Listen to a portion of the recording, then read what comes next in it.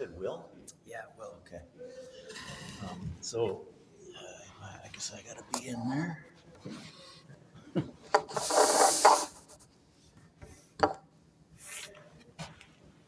All right. So this is Will, and you heard my question already, but run it through again. What do you think happens after this life?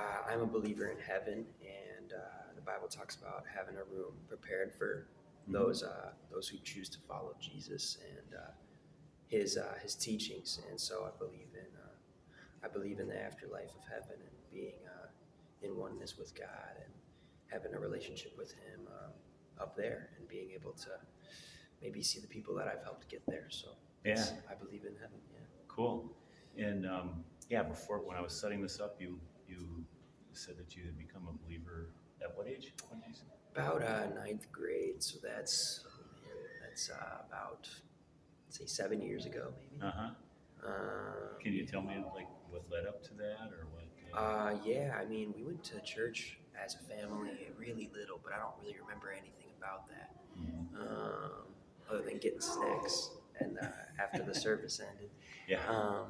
But yeah, so I was a big basketball player, and every day after school, I'd hang out with my buddy Michael, and he and I played basketball every day after school, and we played on the team together and all that fun stuff. But I remember on Wednesdays I couldn't hang out with him because he had youth group, Okay. and so I was playing basketball by myself on Wednesdays. Uh-huh. And one day his mom's like, "Michael, why don't you invite Will?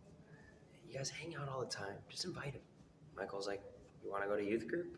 And he was like, thinking that what he did was like kind of lame, and he didn't want to invite me because he was like, this is, I don't know.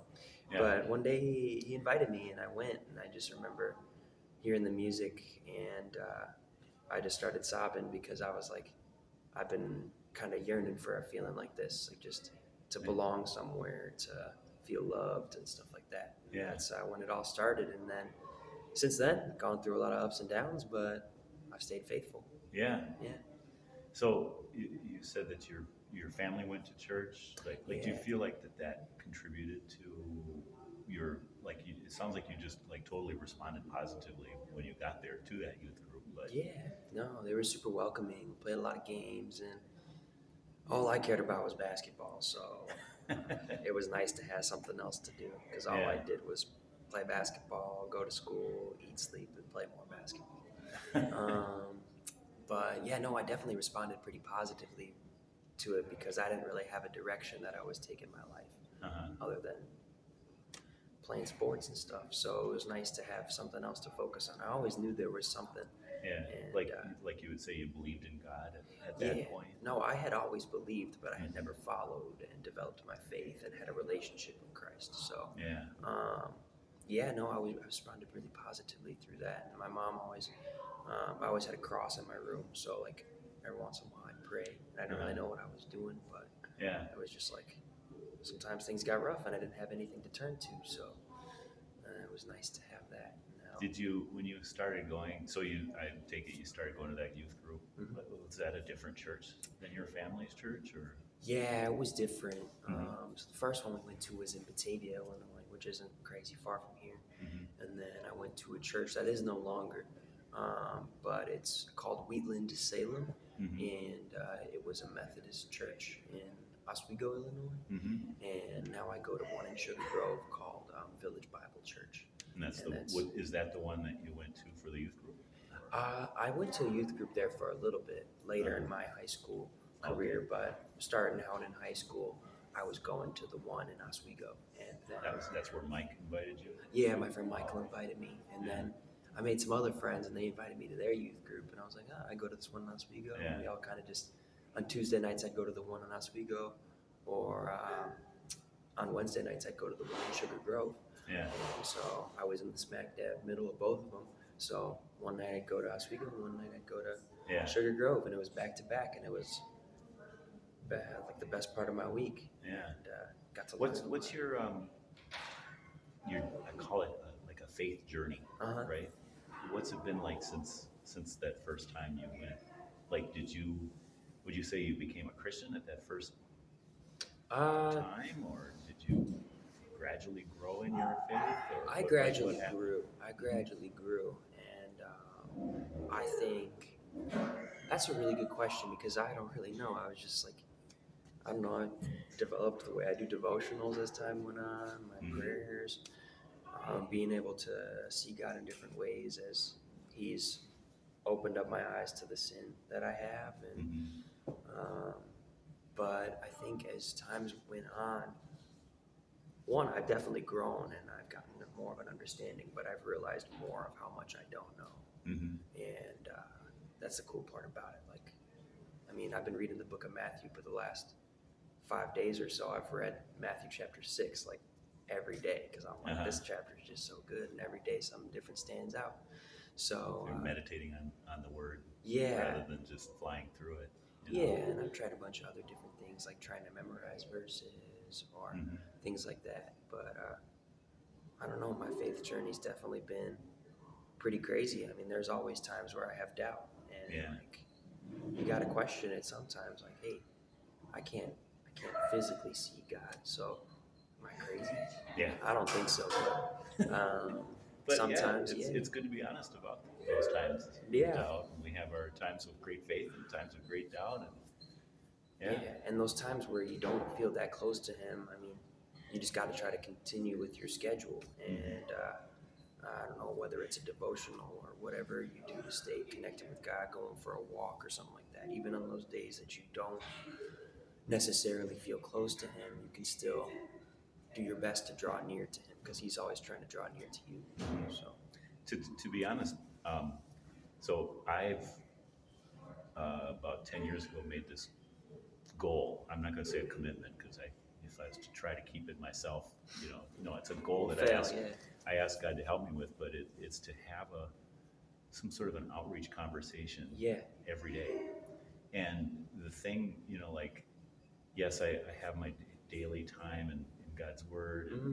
prayer and stuff, but the thing that's really deep in my faith is when I when I go out, it's when I go out to like reach out to somebody, like I reached out to you.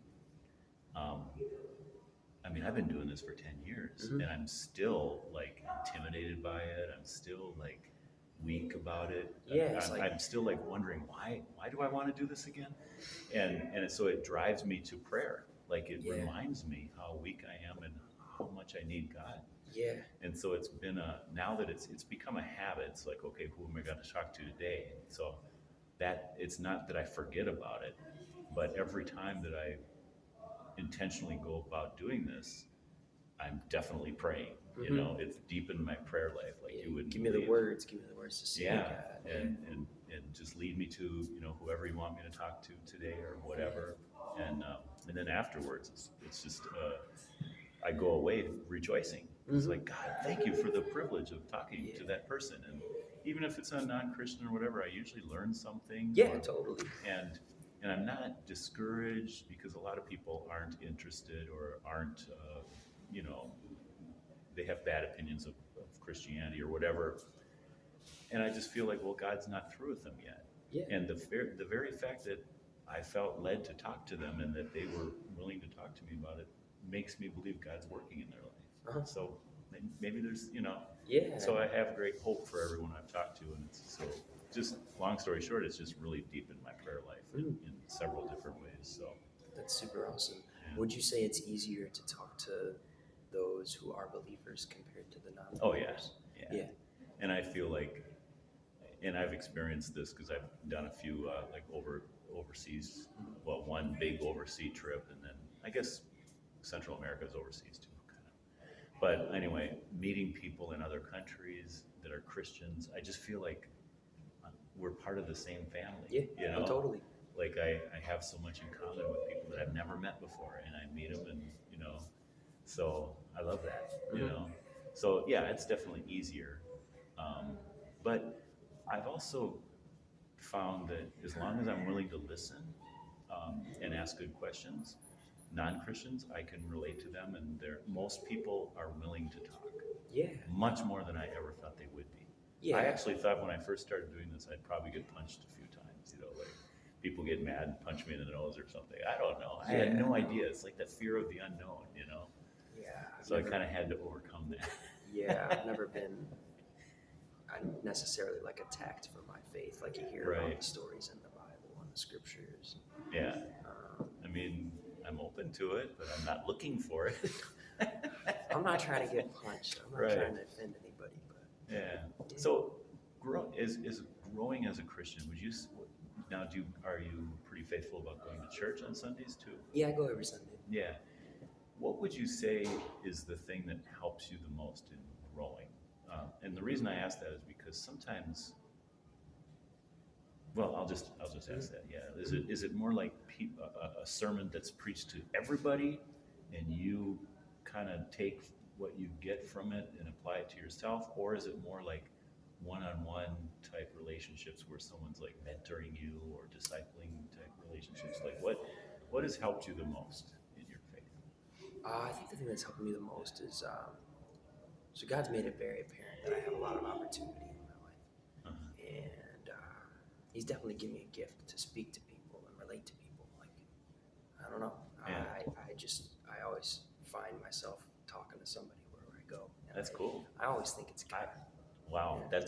That's great. I have to be very intentional about it. Yeah. So for you, it sounds like it's kind of more natural. Yeah, you say? And then you have your own natural things too. But this is one of the things that's natural to me. It's like not even taken away or not even thrown off guard that you came up to me. Like, I can tell that. Yeah, no, God just gives me the peace in these types of moments, and I'm really thankful for that. But He's made it apparent that I have a lot of opportunity in my life. And I'm the oldest sibling of 4, and so leadership has been a big part of my life, and leading people around me. So I'm always motivated by that, and even friends that I have, just like, hey, I got to be my best so I can help them be their best, or things like that. And then just all the amazing people that He's thrown in my life. One of my best friends, his name is Frankie. Me and him go to the gym together. He's really motivating in that aspect of my life. Okay. And I really try to help him. He's new to faith, and like when he has questions, I try to answer those to my best of my abilities. I'm like, hey, man, in all honesty, deep down, I don't know, but this is what I've learned so far, and I hope that I can help you. But that's cool. Yeah. What was that main question again? So so would it be general preaching that you sat under, discipleship, maybe like your own study? Like what helps you grow? What has helped you what grow? Helps me grow? Probably all of them, but definitely. I have a lot of really knowledgeable people about faith in my life, and so whenever I got questions, I'll send them their way. Usually friends, parents, stuff like that. And then some really cool people at my church. But that's always motivating to hear what they have to say, because it's like, whoa, didn't even think about that part of this question. And no, I really like music, so that's always pretty motivating. Just listening to for me too. What a gift it is, right? But no, the sermons are great. I like when I'm learning about something, and sometimes I feel like I'm not learning too much with sermons as much, because they'll talk about random stories in here, which I've read them all, but I mean they're still really good to be committed to continue listening to. And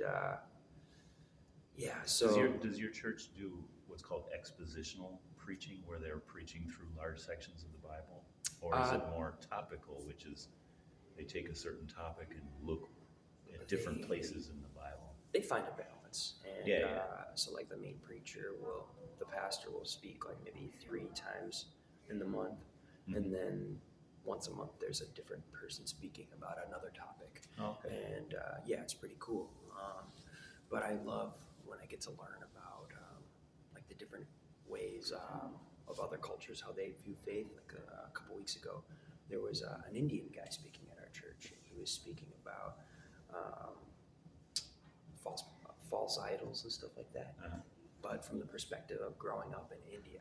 So like when I think of false idols, I think about us just looking at a celebrity. They have like little shrines everywhere. Yeah, there's shrines, and then different types of foods, and all those can be different idols, and kind of learning about that stuff is motivating. And so I've been trying to explore different stuff like that, and then learning about other faiths like Catholicism, Hinduism, Buddhism, all that stuff, just to try to understand their point of view compared to mine. So here's my last thing I want to ask you about is, so for me, as like I say, it's I'm kind of a introvert. I'm kind of not a real good conversationalist. Once, like, I mean, obviously this is something I like to talk about, but it doesn't come natural to me. Mhm. And it sounds like it really does for you. So Thankfully. how how does that happen for someone like yourself? Like let's say I'll just think back of some of the conversations you've had recently. Like, how did they take place? Did you have to bring it up? Did someone ask you about it? Did it happen naturally in the conversation? What? Um, One I can think of. So, recently I've started a small woodworking deal, and I just want to build side projects and eventually someday be my own boss and build a bunch of cool stuff because I'm a framer for a living, so I'm building structures all the time, and then on the side I want to kind of go off with that, and so a lot of conversations have been coming up with that, and I've been praying like, hey God, I want to try to do my own thing.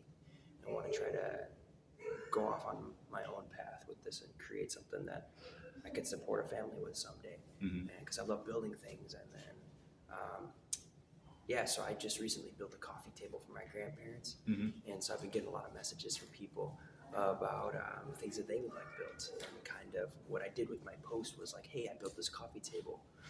Let me know what kind of ideas you guys have, or if you guys would like one, let me know, and I could build some cool stuff. And so I've already gotten a couple people reaching out to me, and in person, through the phone. Yeah. Like one of my brother's friends, he wants to have a Domino's table for his family, Uh-huh. so he wants me to build one of those. And then one of my dad's old buddies has been reaching out to me like, Will, I didn't know that you did all this stuff. I got a lot of great things that you could do, and so like he wants me to update some stuff for his house, and then yeah, and people know my family, so they're usually pretty open to us. We're all pretty likable people. We're all super friendly. Just Uh-huh. that's the way my mom and dad raised us. Is just Yeah. to So be it's nice more like people. just new conversations with new people, not necessarily about the gospel Mhm. or Yeah, not always about the gospel. Yeah, it's which about is- different stuff. which is totally natural and But- totally fine. One of the things I'll just tell you what I've discovered is and I have those kind of conversations all the time with people, right? Yeah. But if I treat talking about the gospel or God or asking people about their faith, if I treat it as like part of the conversation, Mhm. and we just kind of naturally say, like, oh, by the way, what do you think about this? Do you believe in God? Whatever. It becomes very easy for the person to drift off the subject and go and talk about something else. Yeah. And if I try to bring it back to that subject, now I'm trying to force it, Yeah. if that makes sense. Oh, I totally understand. And so what I've discovered is, if I'm talking to someone that like I don't know, or even someone I do know, the way that I get it onto a conversation about the gospel that could stay there and go deeper is to say, hey, I got a crazy question, totally unrelated to what we're talking about, Mhm. so that they know, hey, this is If you lay it out this like is that. totally What do you think happens? And then if it's someone I don't know and I don't even know if they believe in God or anything, I'll ask them, what do you think happens after this life? Yeah. And then I feel free to have the conversation and even drift off into other things, but always be able to say, hey, getting back to that original question, so what do and then get back to it, right? Yeah.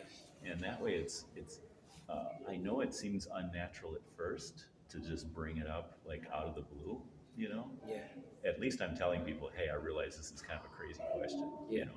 but to stay on it, to stay on that topic and dig deeper and help people to understand the gospel becomes very natural. Once I've asked, basically I've asked for permission to talk about it, and they've agreed, and now we're talking about it, and we stay on that for a while, and it's I've had some wonderful. You'll see if you look at my video channel, it's pretty much basically what I'm doing in those is just asking permission to talk about a topic and then staying on it for a while. Yeah, it's really easy to get So, distracted. and I could tell you'd be very good at that, you know? Thank you. Yeah, and So, like even though like conversations don't start with God, as long as we can be like an example through it all. yeah. Well, People one of the notice. things I've really noticed is like I sell a lot of things on Marketplace. I'm just getting rid of stuff. And if so, I have someone over, or even if I go to buy something, you know, we're talking about what they did with it, or talking about the thing I'm buying, or maybe even negotiating a deal or whatever, and loading it up and everything that's involved with that. And then I'll say, hey, before I go, I got a crazy question. I try to ask somebody new every day. Mm. And they're like, yeah, what? Because now already we've got rapport. You Yeah. know, like they know I'm not just some crazy person, you know. You might be. And right, and so then it becomes very easy to talk about Yeah. those things. So I'm gonna turn this off, and then I'm gonna ask you how I can pray for you. Yeah. So, all right. Awesome. Sounds great.